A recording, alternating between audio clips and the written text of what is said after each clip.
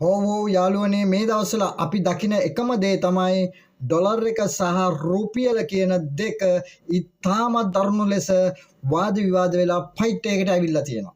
ඉතින් මේ අවස්සේ රජයේ විසින් කරන්න තියෙන මහා බැංකුව විසින් කරන්න තියෙන තමන්ගේ යුතුයකම් ටික කරන්නේ නැතුව එක් එක්කෙනාගේ දේශපාලනික වශයෙන් කතා බහ කරන ඒවට විවේචනය කරමින් පවතිනවා.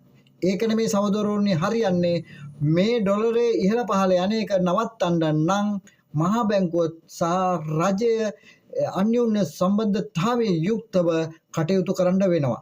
රජය බලාපොරොත්තු වෙනවා එකක් මොකද හෙට අනිද්දා IMF එකෙන් එන ණය වාරිකයේ ඩොලර් ටික ආපුවාම ඩොලරය ශක්තිමත් වෙයි කියලා. බම්බුව තමයි බම්බුව. ඒක එහෙම දෙයක් ඔළුවේ තියනවා නම් මොලේ තියනවා නම් ඔය මොළ ගෙඩි ටික හූරලා කුරුම්බැට්ටියක් වාගේ දාපල්ලා.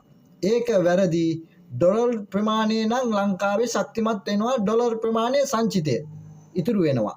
හරිද? ඒක වෙනම කතන්දරයක්. නමුත් ඩොලරේ ඉහළ පහළ යන එක නවතින්න නම් මහා බැංකුව ඒ සම්බන්ධව යම් කටයුතු කිරීමේ දේවල් වාගයක් තියෙනවා. ඒ ටික කරන්න වෙනවා සහෝදරවරුනි. රජයත් ඒකට අනුග්‍රහයෙන් යුක්තව කටයුතු කරන්න වෙනවා.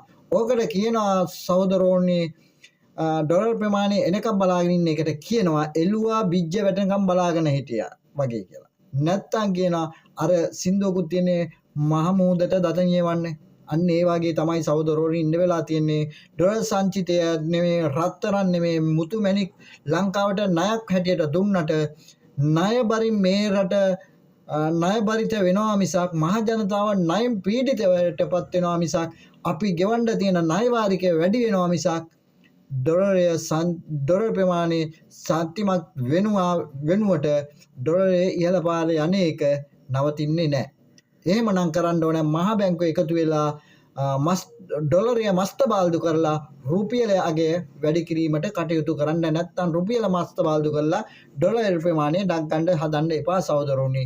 ජය වේවා.